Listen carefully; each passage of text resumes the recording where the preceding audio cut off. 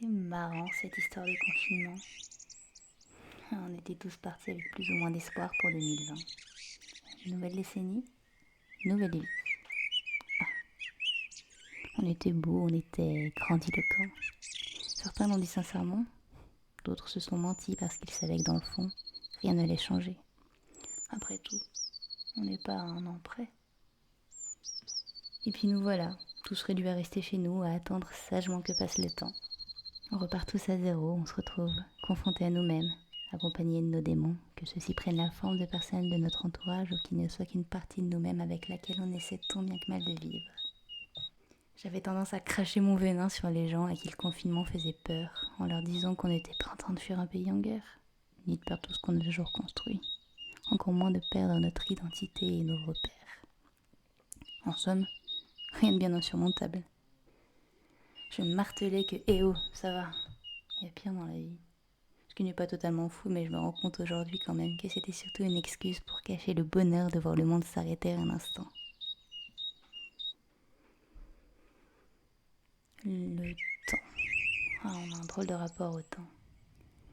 Irrévocablement, inlassablement, il continue sa course contre lui-même et nous laisse derrière lui, loin derrière lui. Certains s'en moquent et vivent tranquillement. D'autres sont résignés et d'autres encore sont sacrément angoissés. Pour ces derniers, le confinement aura en quelque sorte été une période de répit, une bouffée d'air frais. On ne peut évidemment pas rattraper le temps. À l'instar de l'eau que l'on recueille au creux de nos mains, il s'écoule de lui-même, s'évapore, nous échappe. Mais tout de même, ces semaines ont été salvatrices pour ceux qui, comme moi, se voient terrassés par l'insoutenable écoulement de la vie. Je ne saurais pas décrire avec précision ce que j'ai pu ressentir dernièrement. Je tiens cependant à signaler que j'ai rarement été aussi heureuse de pouvoir faire ce que j'aime sans culpabiliser, sans avoir cette espèce d'injonction à être productive et à faire des choses coûte que coûte. Puisque tout le monde est forcé de s'arrêter, puisque tout le monde doit ralentir sa course.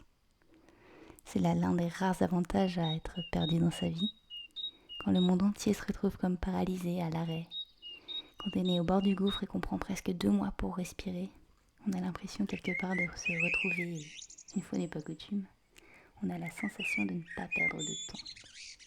Puisque pour une fois, on entreaperçoit la possibilité de rattraper ce monde qui nous a depuis si longtemps largués. Si les 2 mois qui viennent de passer ont été nécessaires pour moi ou pour d'autres qui avaient besoin de dire stop, je sais que ce n'est pas le cas de tout le monde, mais j'espère tout de même que vous avez pu vous poser un temps, mûrir de potentiels projets. J'espère aussi que vous vous êtes rendu compte qu'on n'est pas si mal finalement. Rien de plus précieux que la vie. Ralenti ou non, on a une chance infinie d'être là. Alors profitons-en.